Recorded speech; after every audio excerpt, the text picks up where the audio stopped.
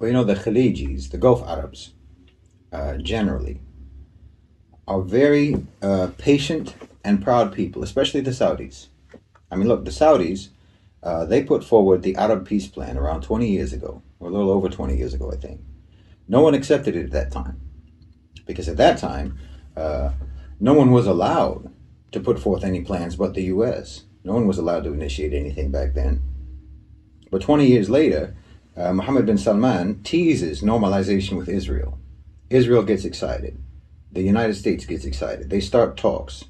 And basically, Mohammed bin Salman pulls out a dusty copy of the old Arab peace plan from a drawer and says, "These are my conditions. You remember this? Maybe now you listen." They just had the summit of the Arab League and the OIC in Riyadh.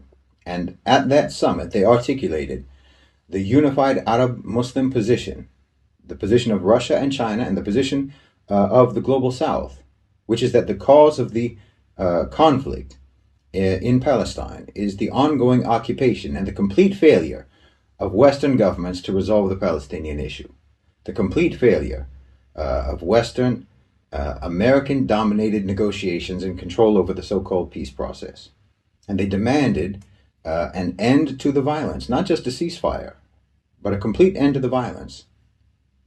The violence that's being perpetrated by what they called the Israeli occupation government.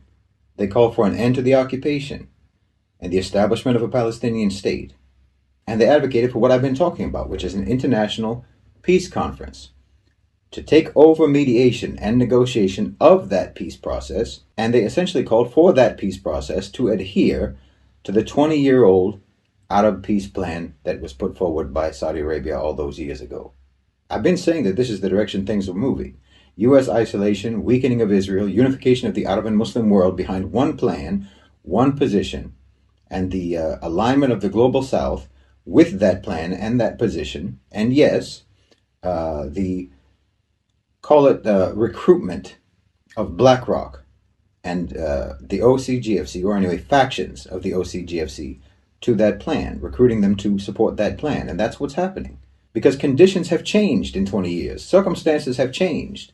Power dynamics have changed. And Saudi Arabia and the Gulf states have been very shrewdly taking advantage of those changes as they take place. They've anticipated them and they're taking advantage of them. And they've even participated in making some of those changes take place, making some of those changes happen.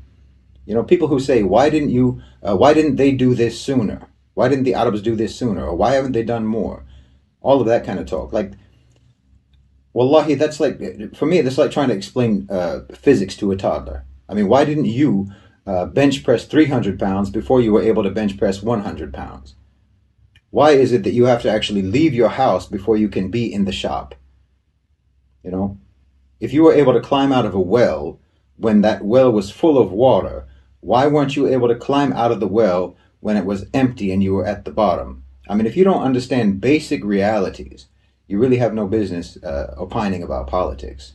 Now, some people are saying that the summit, the Arab summit, the summit in Riyadh, that they rejected the idea of imposing an oil embargo, which is something that a lot of people think would be like a magic power move that would settle the whole thing, that would just end the conflict overnight. So let me just say something about that. The United States, if you don't know, is a net exporter of oil, and it's the leading exporter of liquefied natural gas. They can produce enough now for their own domestic consumption. This isn't the 1970s. The Arab world's biggest importer of oil is China, not the United States, not the West. Now, Europe would be affected by an oil embargo, but the United States has no problem with that. The less energy that Europe has, the less energy that they have access to, so much the better as far as America is concerned. Or maybe you haven't noticed anything that's been happening in Europe for the last 2 years. No, an oil embargo would just drive up the price of oil, which would punish China for no reason, unless the Arab world decided to sell oil to China below market rate. But that would just make the United States richer, and it would be less beneficial and advantageous to the Arabs. I mean, think it through. Don't think in memes. Try to look at reality as it actually is and analyze it properly. One other thing I wanted to mention is this idea that I've seen going around that the bombardment of Gaza has something to do with Israel wanting to exploit the natural gas reserves that are off the coast. Or else that it's because they want to build a rival canal to the Suez Canal called the Ben Gurion Canal. Look, Israel already controls the oil reserves, the gas reserves. They already have that. That's not new. Hamas was not on the verge of seizing control of the natural gas reserves off the coast of Gaza. Bombing Gaza doesn't benefit extraction of natural gas activities in any way that I can see. And as for the canal, look, people have been sharing maps that purport to show the route of the canal that goes directly through northern Gaza. But this is not the route that's in any of the official documents or proposals for that canal. It has no reason to run through Gaza. And furthermore, this is a fantasy mega project that gets trotted out from time to time by usually unpopular Israeli leaders to make them look like they have some kind of big plan and big vision. But no practical steps have ever been taken to even start building this canal. I mean, there's a reason why this idea has only been floated for like the last 50 years, but never undertaken, because it's a ludicrous idea. And to think that the Israelis are attacking Gaza today so that they can clear the path of the Ben Gurion Canal, which they have never even broken ground on, to start digging to actually make that well, it just seems implausible to me. I don't believe it. No, they are attacking Gaza with catastrophic, indiscriminate violence because lunatic Zionists like Netanyahu are catastrophically and indiscriminately violent people. It's a psychotic ideology, and Netanyahu's political base subscribes to that psychotic ideology. They like bloodshed. They think that bloodshed affirms their correctness, and Netanyahu is killing to try to save his political career, but it's too late. No serious people in Washington believe in what he's doing. I mean, the chairman of the Joint Chiefs of Staff just said as much. No one thinks that he can destroy Hamas. What he's doing is only going to predictably increase Hamas membership exponentially. This is just a last-ditch, desperate attempt by Netanyahu, and in fact by Zionism itself, to fight against their own imminent demise. A Zionist Israel simply has no place in the 21st century, and that's a fact. You know, Netanyahu is probably going to resign, and he'll resign on the condition of immunity from prosecution. Normalization will still happen. Integration of Israel into the region will still happen. But it's going to happen because of everything that's happening now. This is going to completely degrade Israel's bargaining position in those negotiations. And the terms are going to be dictated now by the Arab world, by the Muslim world, and by the global South. Because Israel is losing its sponsor. It's losing the United States. Or more specifically, Zionism is losing the United States. And that's not only because, you know, the American people are getting fed up increasingly. They're getting fed up with endlessly pumping more and more money into a psychopathic, failed colonial experiment. And more people are seeing the truth about Zionism, thanks to social media and the inability of the United States and the inability of Israel to control the narrative as they have been able to do prior to the internet and social media. It's also because the U.S. itself is becoming irrelevant in the Middle East. So you might still have your sponsor, but no one cares about your sponsor anymore.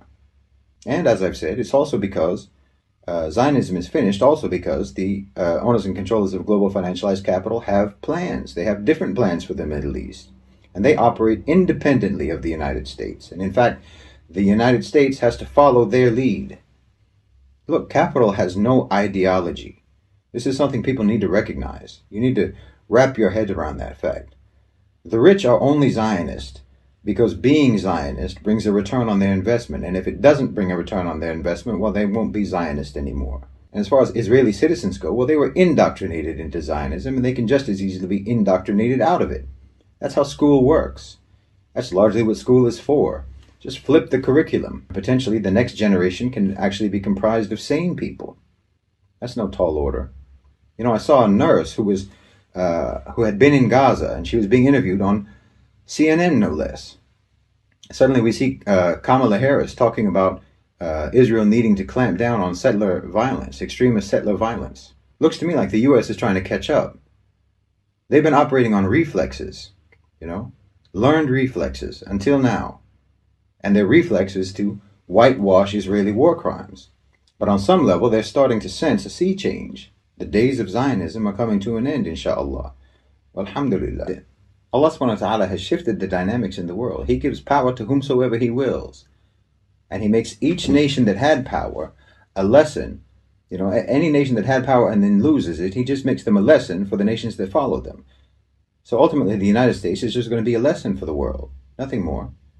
Like so many nations before them. I mean, look at the candidates for the Republicans, for the Republican side. Candidates for president. I mean, I saw clips of each one of them saying things about Palestine that could be used in evidence at The Hague in a trial for complicity with genocide. Completely incompetent. Insane people that you have running for the top office in the land. They're extravagantly unqualified for any position of authority. I wouldn't give them authority to stack boxes. Look who you have now in the Oval Office. Joe Biden. The man is a carcass, barely animated. This is the owners and controllers of global financialized capital mocking you. They're telling you explicitly as anyone can tell you, that these people are irrelevant. They don't matter. By putting this type of people in political office, they're telling you that no decisions are made in those offices. What do you need them to put an actual chimpanzee in the White House to make it clearer? No one who has any stake in policy is going to entrust any of these effigies with power and authority, and that's what they are, effigies. They're just symbolic figures that can be burnt to take the blame for policies that are dictated by private sector power. And that's why, again, the global movement in support of Palestine is so important, because it is focusing on private sector power. It's actually a fight and a struggle that's bigger than Palestine. The movement in support of the Palestinians is shifting the whole paradigm. It's finally bringing the masses into the equation of power dynamics, more than democracy ever did. And this is going to be crucial, because, as I've said, BlackRock and Saudi Arabia have an understanding. And BlackRock is going to be trying to insinuate its way into the Middle East and into the global South. Now, bin Salman is partnering with them for reasons of his own ambition and for reasons of his own power, and to some extent as an insurance policy against being toppled or against being assassinated. But that partnership is extremely dangerous for all of us, for the Arab world and for everyone else. Capital has no ideology. It has no morality. Morality can only be injected into the equation by the public, by the population. Business will never operate according to what is morally right or morally wrong, but only according to what is profitable or unprofitable. So the people are the ones who have to ensure that only what is morally right can be good for business. The movement for Palestine is pioneering this approach, but it's going to have to become our default approach overall in all of our market activity.